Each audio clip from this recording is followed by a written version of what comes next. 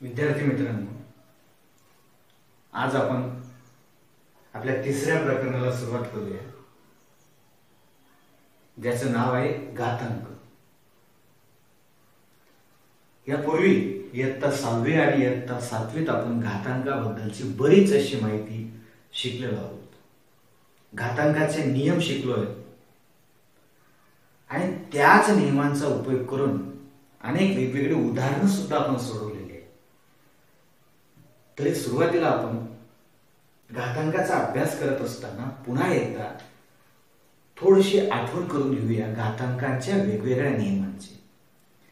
आता घातांक म्हणजे काय असतो हे आपल्याला माहित आहे. घात कोणाला म्हणतात, पाया कोणाला म्हणतात हे पण आपल्याला माहिती आहे. मग घातांकाचे नियम कोणते कोणते आहेत? एकूण 7 नियमांचा अभ्यास आपण मागील वर्षी केलेला आहे. पहिला नियम आपल्याला काय सांगतो, आपण थोडेसे उदाहरणांद्वारे एक एक नियम समजून घेऊ. पहिला नियम आपण बघूया.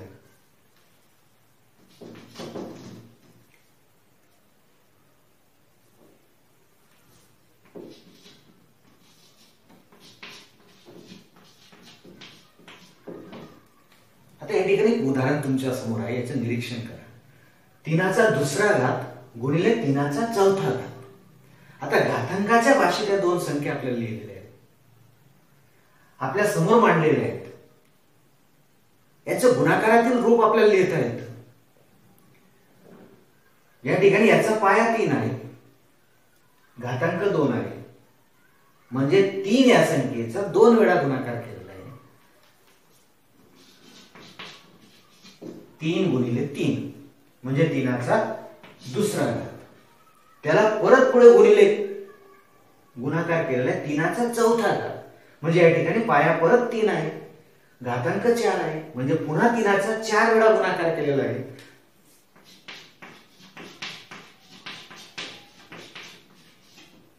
म्हणजे याचा अर्थ असा, 3च्या 2 वेळा केलेल्या गुणाकाराने 3च्या 4 वेळा केलेल्या गुणाकाराला आपल्याला गुणायचं आहे.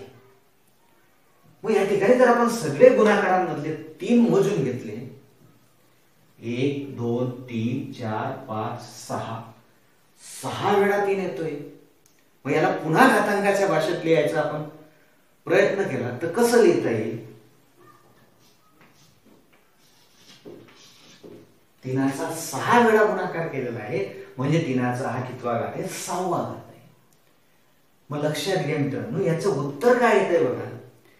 3चा दुसरा घात गुणिले 3चा चौथा घात, म्हणजेच उत्तर येते 3चा 6वा घात. पाया दोघांचा 3 आहे, म्हणून उत्तरात पाया आपण तोच ठेवला.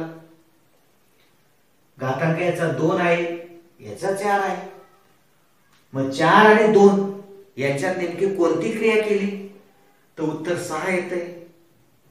बरोबर. काय केली आपण? बेरीज. म्हणजे 2 आणि 4ची बेरीज केली तर उत्तर 6 येतं. म्हणजे याचा अर्थ असा, पहिला नियम आपला काय आहे? पाया समान असलेल्या 2 संख्यांचा गुणाकार करताना घातांकांची बेरीज होते. पाया समान असताना 2 घातांकित संख्यांचा गुणाकार केल्यास घातांकांची बेरीज होते.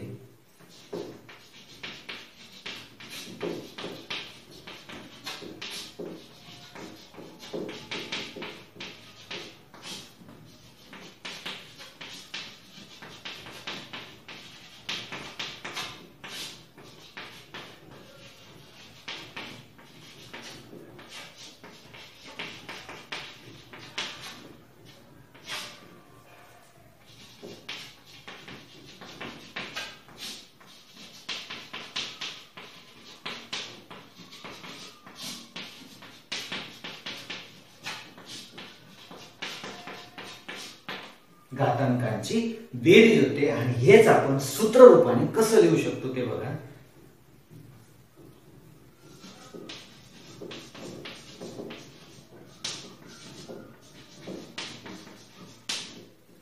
एचा एमवा घात गुणिले एचा एनवा घात. दोघांचा पाया समान. ए ही एक कुठली तरी संख्या असेल, एमवा घात एम हे परत एक पूर्णांक संख्या असेल, एन एक दुसरी धनपूर्णांक संख्या असेल, तर या दोन्ही संख्यांची बेरीज म्हणजे एचा घातांक त्या ठिकाणी आपल्याला मिळतो. म्हणजेच एचा एम वा घात गुणिले एचा एन वा घात बरोबर एचा एम अधिक एन वा घात.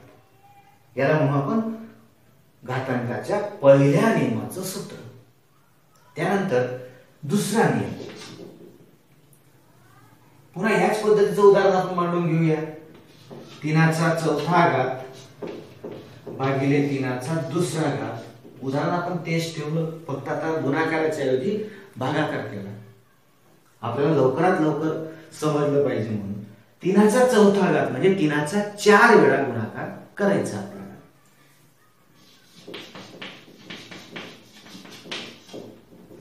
त्याला भागिले म्हणजेच याचा अर्थ त्याच्या छेदस्थानी आपण लिहूया भागिले 3/2 वेळा केलेला गुणाकार. आता अंश आणि छेद आपल्या समोर आहे. अंशस्थानी 4 वेळा 3 लिहिलं आहे, छेदस्थानी 2 वेळा 3 लिहिलं आहे. अंश आणि छेदामधले 2 वेळा असलेले 3 कॅन्सल होतील. आता उरलं काय ते बघूया. 3चा किती वेळा गुणाकार केलाय? 2 वेळा. म्हणजे याचा अर्थ असा 3/2. पुन्हा निरीक्षण करा, पाया समान आहे, भागाकाराची क्रिया केलेली आहे, तर 2 वेळा आलेले 3 कॅन्सल होतात. म्हणजे 4 आणि 2 या 2 घातांकांची मदत घेऊन उत्तर येते आपलं 3. म्हणजे 4 आणि 2 मध्ये नेमकी कोणती क्रिया झालेली आहे? 4तून 2 गेले, उरले 2, म्हणजे घातांकांची वजाबाकी होते. सेम याच पद्धतीने आपण नियम मांडू शकतो. पाया समान असताना 2 घातांकित संख्यांचा गुणाकाराच्या ऐवजी भागाकार केल्यास घातांकांची वजाबाकी होते. पुन्हा एकदा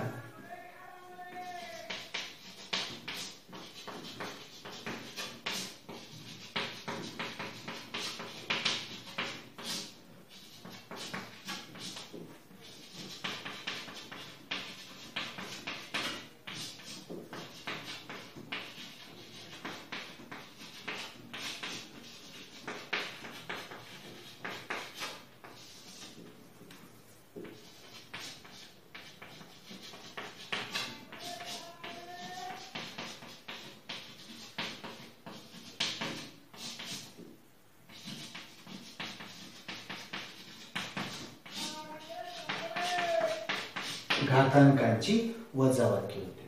पाया समान असलेल्या 2 घातांकित संख्यांचा भागाकार केल्यास घातांकांची वजाबाकी होते. तर ह्याच नियमाचं सूत्र कसं तयार होईल? फक्त या ठिकाणी गुणाकाराच्या ऐवजी भागाकार आणि बेरजेच्या ऐवजी वजाबाकीचं चिन्ह आपल्याला टाकायचं आहे. म्हणजेच एचा एम वा घात भागिले एचा एन वा घात बरोबर एचा एम वजा एन वा घात. आता दुसरा नियम. परंतु या दुसऱ्या नियमात जर समजा आपण यांची अदला बदल केली तर काय होईल त्याचा थोडासा विचार करू. 3/2 घात अगोदर घेतला भागिले 3/4 घात घेतला तर काय उत्तर येईल? वरती 2 वेळा 3 येईल, खाली 4 वेळा 3 येईल. 2 वेळा असलेले 3 कॅन्सल झाले. वरती उरला तुमचा 1, खाली उरले 3/2 घात. 3/2 घात. आता या ठिकाणी 2 वेगवेगळ्या अटी आहेत बघा. या ठिकाणी अट काय होती आपली? तर m हा n पेक्षा मोठा होता, m ग्रेटर दॅन n. या ठिकाणी m हा n पेक्षा लहान आहे. म्हणजेच याचं वेगळं सूत्र कसं तयार होईल? एचा m वा घात भागिले एचा n वा घात बरोबर 1 छेद एचा m वजा n वा घात. जर समजा m हा लहान असेल n पेक्षा, जर m ची किंमत n च्या किमतीपेक्षा लहान असेल तर हाच नियम या पद्धतीने रूपांतरित होतो. जर घातांकित पहिली येणारी संख्या मोठी असेल तर उत्तर m वजा येईल. या ठिकाणी घातांकित 2 नंबरची येणारी संख्या मोठी आहे म्हणून अंशस्थानी 1 लिहायचं आणि घातांकांची वजाबाकी करून खाली छेदामध्ये त्या ठिकाणी दाखवायची. म्हणजेच 1/a m वजा n वा घात। या पद्धतीने हे पहिले दोन नियम आपण बघितले। पाया समान असलेल्या दोन संख्यांचा गुणाकार केला तर बेरीज होते, भागाकार केला तर वजाबाकी होते। त्यानंतर जाऊया तिसऱ्या नियमाकडे।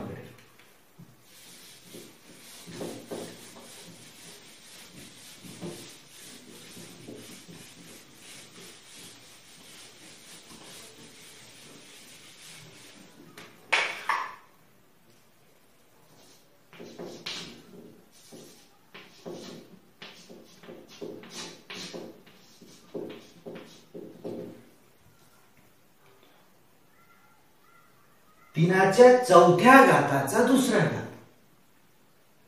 तीनाच्या चौथ्या घाताचा दुसरा घात। मग याला आपण काय करतो, पहिल्यांदा कंसातली क्रिया सोडवतो।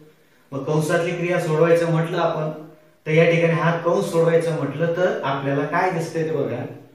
या ठिकाणी कंसाचा दुसरा घात दिसतोय, म्हणजे याचा अर्थ काय, तीनाचा चौथा घात गुणिले तीनाचा चौथा घात। दोन वेळा लिहिला आपण, कारण त्याचा वर्ग होता म्हणून, त्याचा दुसरा घात होता म्हणून। आता पुन्हा एकदा आपण लिहून बघू, तीनाचा चौथा घात म्हणजे 4 वेळा 3 गुणिले परत तीनाचा चौथा घात म्हणजे पुन्हा 4 वेळा 3। आता संपूर्ण गुणाकारातले 3 मोजून घेतले आपण, 1 2 3 4 5 6 7 8 झाले, म्हणजे तीनाचा 8वा घात आला। आता उत्तर बघा काय आलं आपलं, तीनाच्या चौथ्या घाताचा दुसरा घात म्हणजे तीनाचा कितवा घात, 8वा घात। हा 8 येण्यासाठी या 4ची आणि 2ची आपण नेमकी कोणती क्रिया घडवून आणली याचा विचार करा। बेरीज केली का वजाबाकी केली का गुणाकार केला का भागाकार केला? बरोबर, 4चा आणि 2चा गुणाकार केल्यास उत्तर किती येते, 8। म्हणजेच a च्या mव्या घाताचा nवा घात म्हणजेच a चा m गुणिले nवा घात। म्हणजे नियम लक्षात ठेवताना काय लक्षात ठेवायचं आहे, एकाच संख्येला 2 वेळा वेगवेगळे 2 घातांक दिले असतील तर दोन्ही घातांकांचा गुणाकार करावा।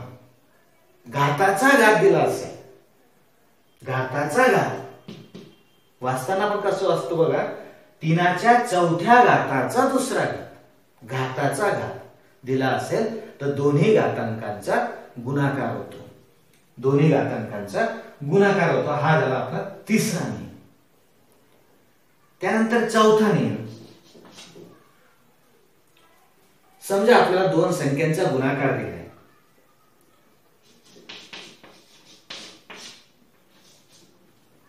7 गुणिले 4 कंसाचा दुसरा घात।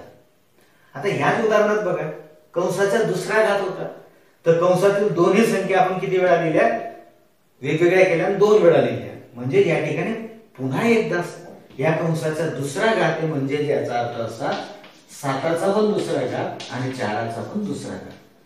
म्हणजे तिसऱ्या नियमात आपल्याला काय सांगितलंय, दोन भिन्न संख्यांच्या गुणाकाराचा घातांक दिला असेल। आता इथं पाया, आतापर्यंत पाया समान होता, आता पाया भिन्न आहे। दोन वेगवेगळ्या संख्यांचा घातांक मात्र समान असेल तर तोच घातांक दोघांना आपण त्या ठिकाणी देऊन टाकायचा। म्हणजेच a गुणिले b कंसाचा mवा घात बरोबर a चा पण mवा घात गुणिले b चा पण mवा घात। याच पद्धतीने पाचवा नियम,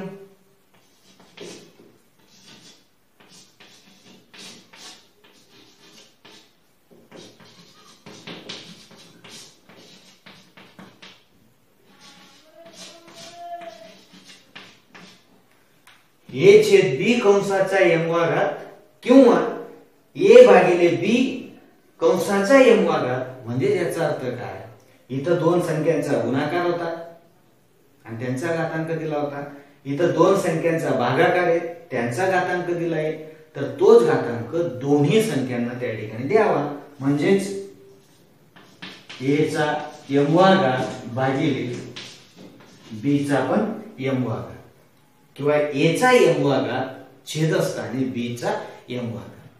त्यानंतर 6वा नियम, जर समजा एखाद्या संख्येचा घातांक 0 असेल, मग ती संख्या कितीही मोठी असो, जर समजा एखाद्या संख्येचा घातांक 0 असेल तर त्याचं उत्तर काय येईल?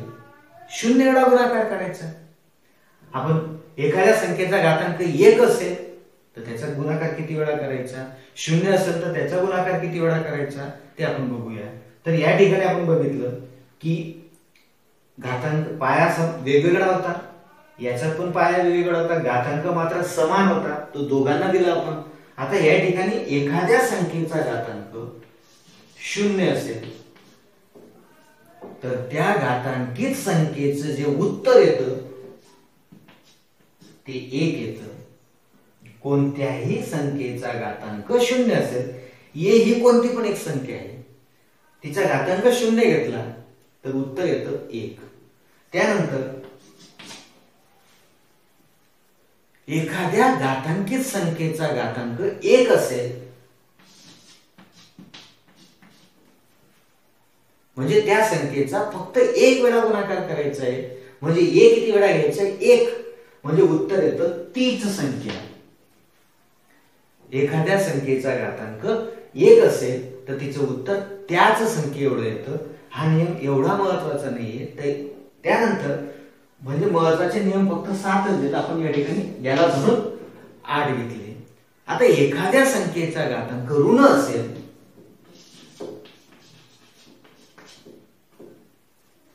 ऋण घातांकाचा नियम, एखाद्या संख्येचा घातांक ऋण असेल तर त्याला धन करण्यासाठी काय करायचं?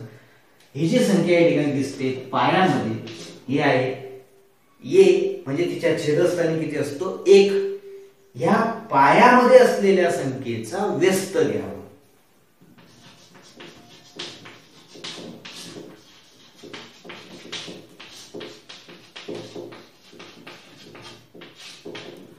पायाचा व्यस्त लिहावा, म्हणजे 1 जाईल अंशस्थानी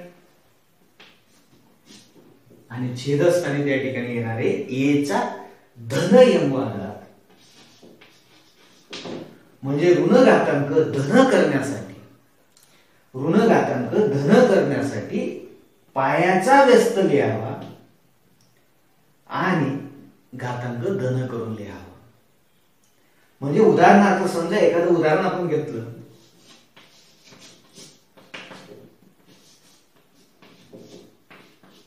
दोनाचा ऋण तिसरा घात म्हणजेच 1/2चा धन तिसरा घात. तसंच समजा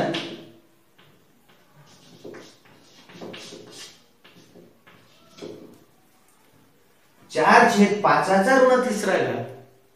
इथं पाया आहे आपला 4/5, याचा व्यस्त लिहावा 5/4चा धन तिसरा घात.